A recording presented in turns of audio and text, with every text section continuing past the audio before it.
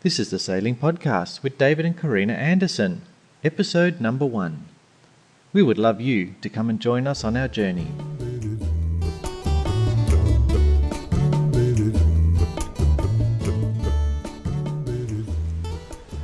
Hello everybody and welcome to the first episode of the Sailing Podcast.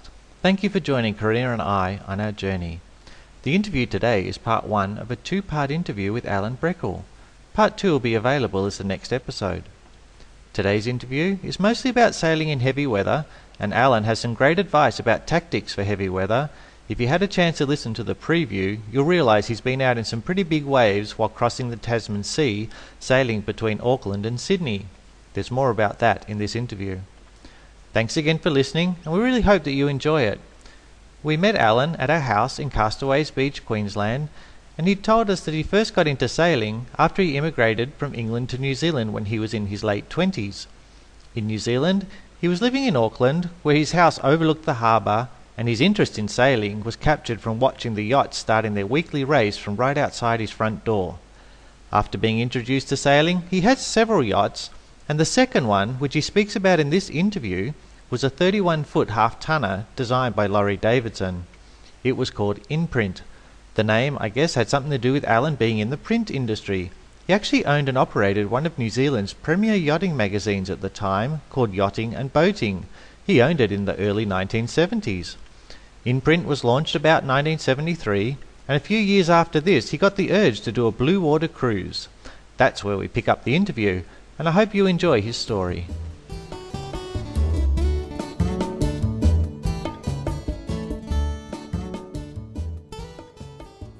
Slowly but surely I got this yen to do a blue water cruise, sail, and I tried to sell this boat, which was a half-tonner, and buy what I, at the time, thought was a good cruising yacht by traditional standards.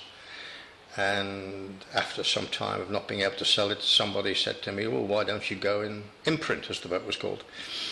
And so I went through the ritual of preparing it for the cruise, and in New Zealand the boat has to be to Category 1 before you can clear customs as a New Zealand citizen, which I was by then. So that's, I think, still a current rule now. Oh, indeed isn't it is. But that's been in place for like 30 years. They've had a rule like that.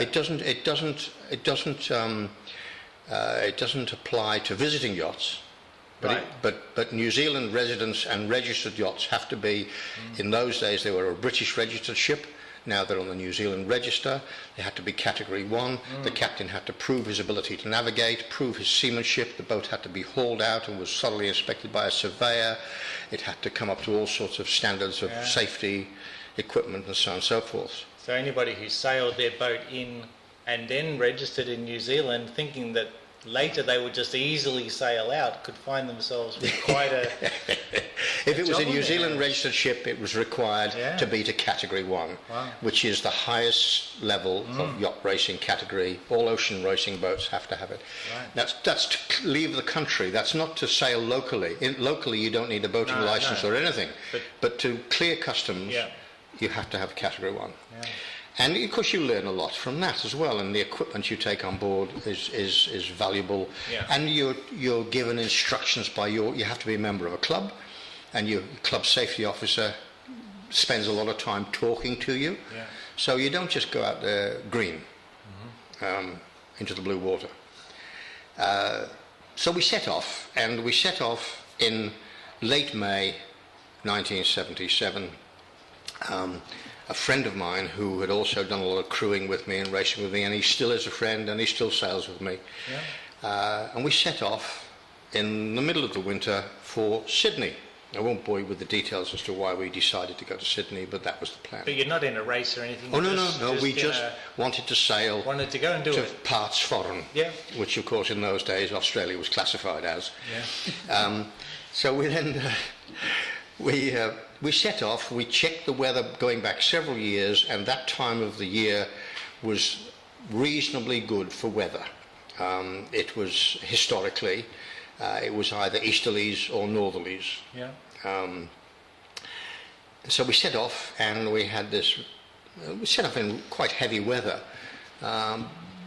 So we battled up the New Zealand coast, and went round the North Cape and headed off towards Australia with a howling easterly up our posterior. And we were doing sort of 6 and 7 and 8 and 9 knots in this little 31-footer. It turned out to be an exceptionally good boat. It was a high volume, well ballasted, well set up little boat, designed originally as a half-tonner, but it performed very well under the circumstances that we were getting it to work. It had a tiller, and I had a little tiller steering device, electronic tiller steering device, a thing called a tiller master, which was extremely successful and very, very reliable.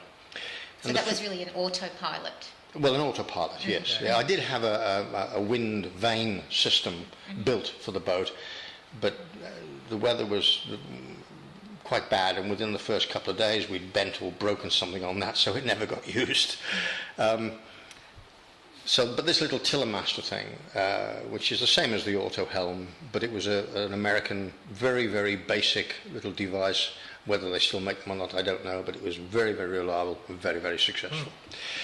And we set off, and we spent the first 3 or 4 days with this howling 35, 40 knot easterly up our backside, and we were screaming along, and we were sitting in the cockpit thinking, gosh, this is easy. Do this all the way, you'll be right. This is fantastic. we were, I mean, it was rough, and it was wet, and it was a bit blowy and a bit cool, but we thought, well, we were making fantastic progress.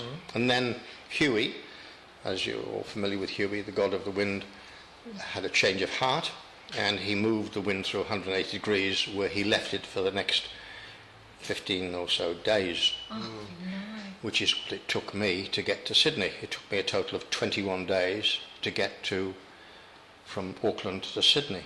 What would be an average length of time it would take? In a small boat like that, you should do it in 7 or 8 days, 9 days, depending on, again, depends on weather.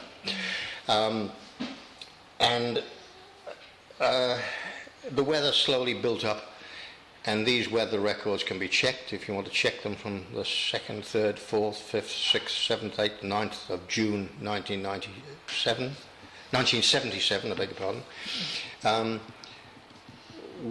In my log, I estimated the wave heights to be up to 60 feet, that's 20 metres, and the wind speed to be around about 85 to 90 knots. Wow.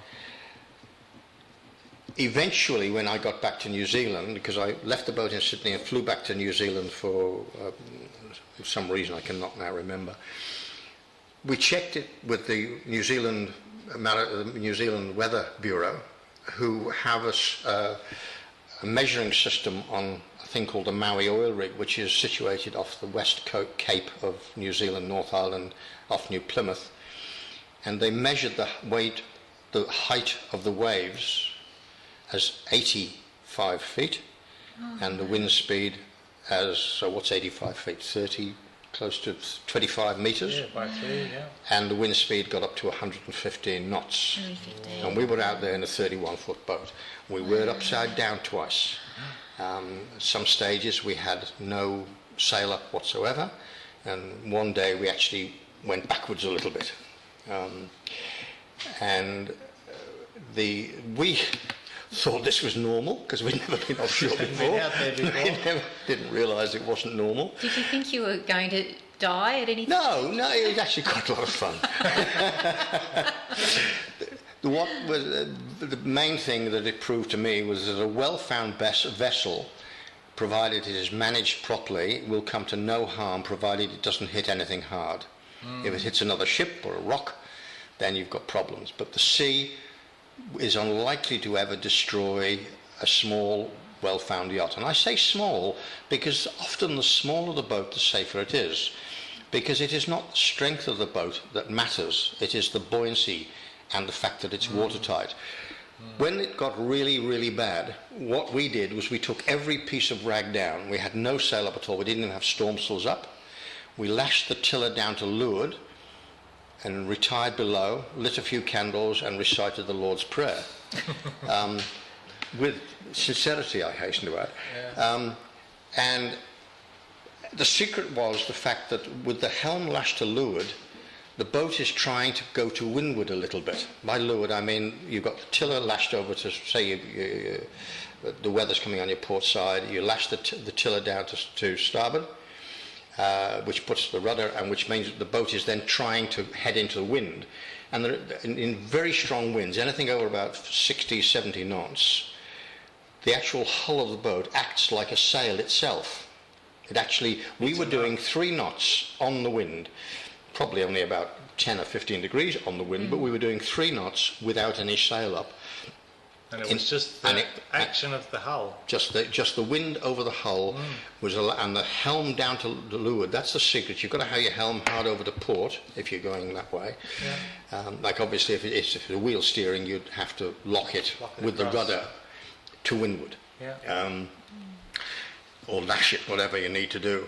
And the boat was quite stable. And the times we went upside down, it happened twice. The first time we were both inside the boat and we raced up a wave and got to the top of it, and bearing in mind these waves are 80 odd feet high, and waves of course have a gentle slope on the windward side and a steep slope on the leeward side. Right. And when we got to the top of this wave, the wave decided to break, as they sometimes do at sea, and of course the top of the wave broke.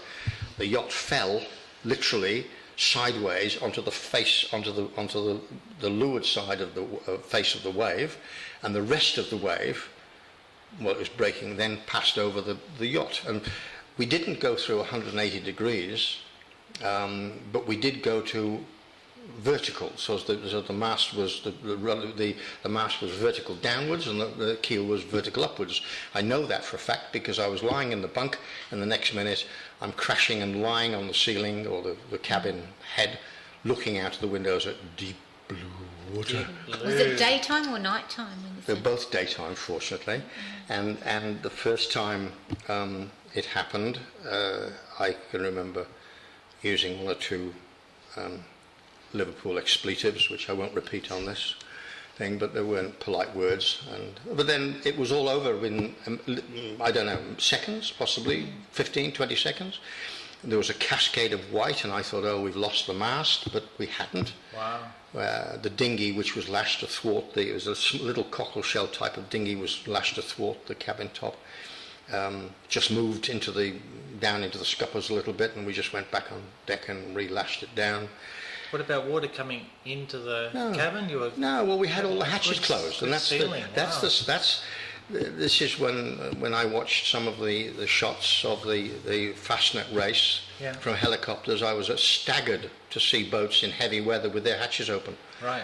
I mean, the first thing you do when a boat is in heavy weather, and by heavy weather I mean anything over 50 or 60 knots.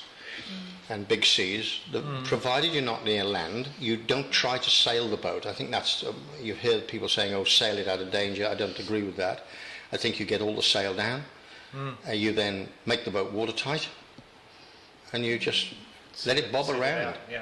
There was a book I read many years ago called Tinkerbell about a mad American who sailed a little trailer sailor from America to England. It took him 91 days.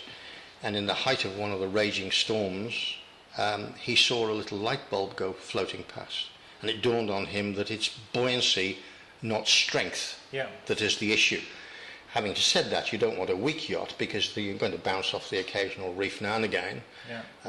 So you do want a bit of strength, but buoyancy is a thing. And this is why I praised the Lord that I didn't buy a traditional yacht, because heavy traditional yachts, bigger boats, tend not to bob around. They're more comfortable in 99% of the sea, but they don't bob around. And I can speak from some experience because in later years I had a 47-footer. But what do you mean by traditional? Well, long-keeled, slack in the bilges, older style design boat. And I had one that was a modernish boat, but it followed those lines. And I know for a fact that when I was sailing that boat in modest conditions, with a beam swell, the boat would not roll with the swell, it would roll against the swell. And this is basically, so the point I'm trying to make is that I'm talking now about extreme weather, not talking about 15, 25, 30 knots. I'm talking about extreme weather. It is my opinion that smaller, lighter, buoyant boats with their hatches closed, because as I was saying before, you know, in that Fastnet disaster, in the both the Fastnet disaster and the Sydney Hobart disaster, boats were seen with their hatches open. And even if you have to open the hatch to get out, you close it once you're out. And it was that which saved us. The only water that came into the boat was water that was already in the bilges, a little bit of bilge water slopped around. I mean, there might have been a drip through the hatchway, I don't know. I didn't actually measure it. All I know is that we didn't get water of any consequence in. I suppose a bit fell out the toilet as well. The second time it happened, I was actually in the cockpit, and it rolled over, and it was exactly the same set of circumstances. Got to the top of a wave, I almost saw it coming. I grabbed hold of the main sheet. There was no sails up, but the main sheet was tightened down hard to stop the boom banging around, and the main traveller happened to be across the seat in front of where I was sitting, in front of the companionway.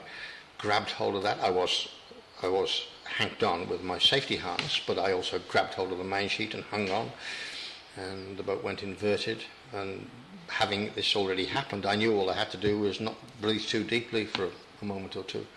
So you were outside of the boat as it... I was sitting in the cockpit, and I saw this all So happening. you went completely under the water. You were submerged. And I was submerged, and as we started to come right, my friend Tony, who was down below, was banging. He was brave enough not to open the hatch, but he was banging on the companionway entrance, the hatchboards, screaming, "Alan, you're right."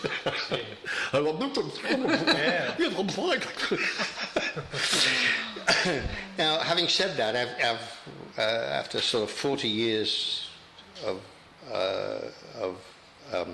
cruising and even ocean racing, I've never experienced anything like that again. It's only ever the one trip. I've had heavy weather, I've had perhaps 14, 15 knots, but most of the time it's 15 and 25 knots. It was a great way to start your blue water travels, wasn't it? But it served a lot. It took the fear out of sailing, that provided you don't hit lumpy stuff, hard stuff, or other boats, and your boat is well found and the rigging is reasonably tight, not too tight, but reasonably tight, and it's good rigging and it's checked regularly. Masts only break when they've got, this is my opinion, I don't know if masts don't break when they haven't got sails up. They only break when there's a load on them, because when they go over, the sail fills with water, and when the boat's trying to right itself, the righting moment of the keel is trying to pull the boat up, and the sail's trying to stop it coming up, and the mast breaks.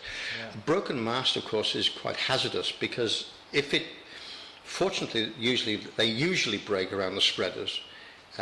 Which allows you then to lash. This has never happened to me, but I've spoken to lots of sailors who have. It's then possible to lash the broken end of the mast on the boat, because if the broken end goes over the side and it's still attached to wires, it's going to act like a battering ram and poke a hole in your little boat, which might allow some of the water to get out. Yeah.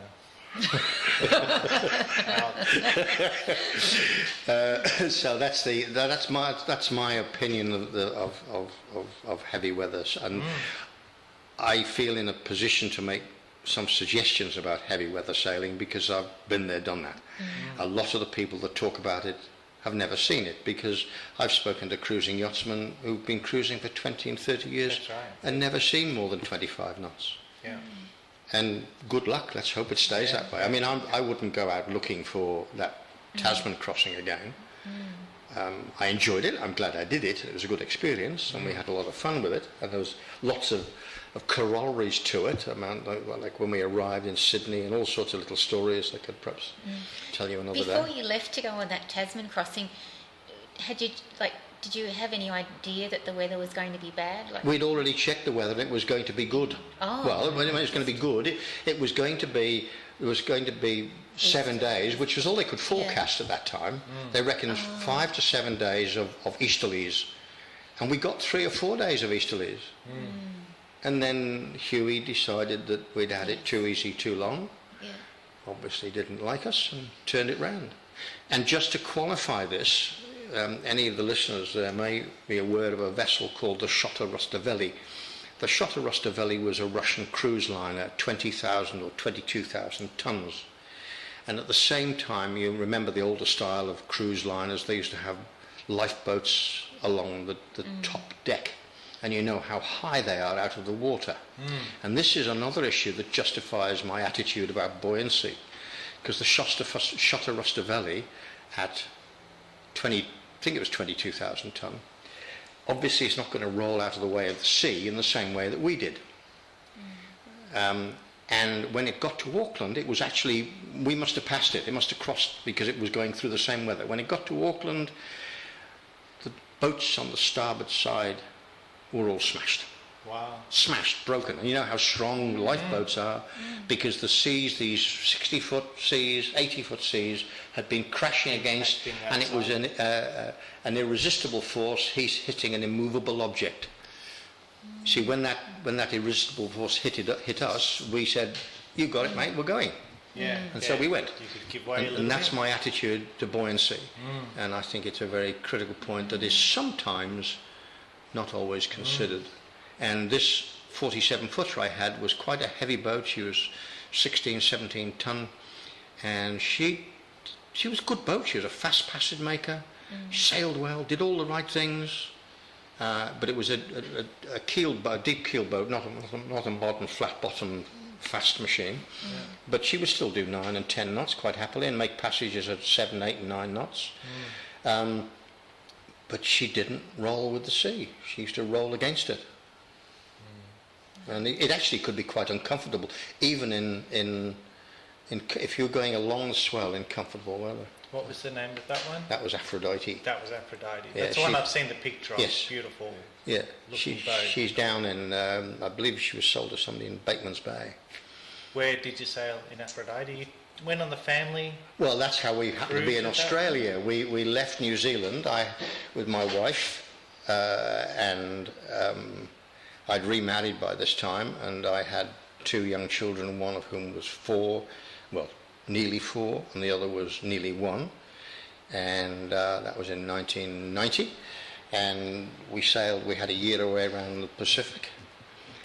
My youngest son, that's from my second family, who is now 24, had his 4th birthday we had a massive party in Lautoka.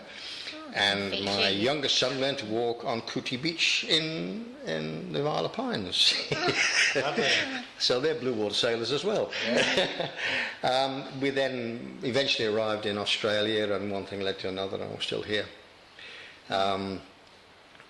So it was not a planned migration. We left Auckland and rented a house out, and even left our dog in the house with the tenant.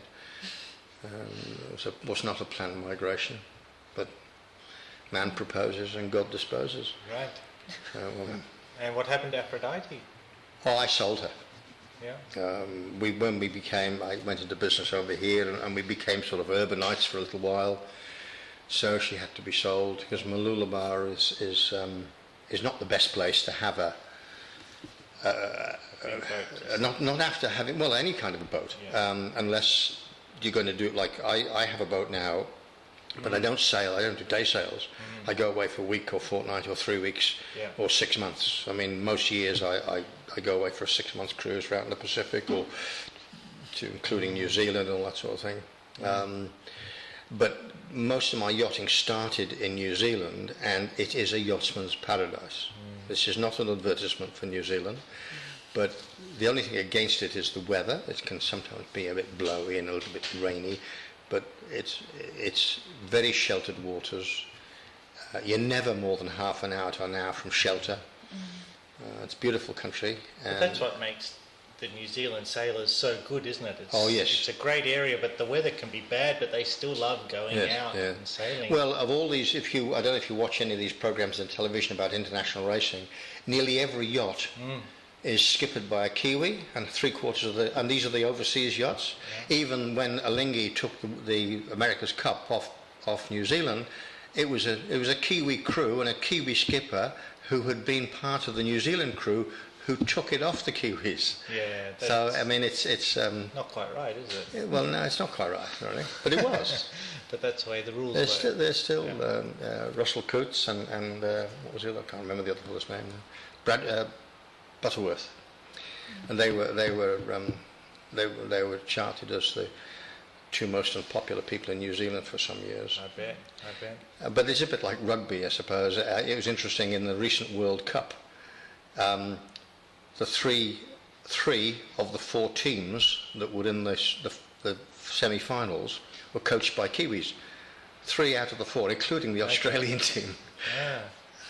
The Welsh was the 4 finalists were France, and of course they wouldn't have a Kiwi coach. That's not the way the French people work. Obviously, New Zealand had a New Zealand coach. Australia had a New Zealand coach, and Wales had a New Zealand coach. Right. And it's the same thing with yachting. It's wherever you go. So yes, it's a great thing.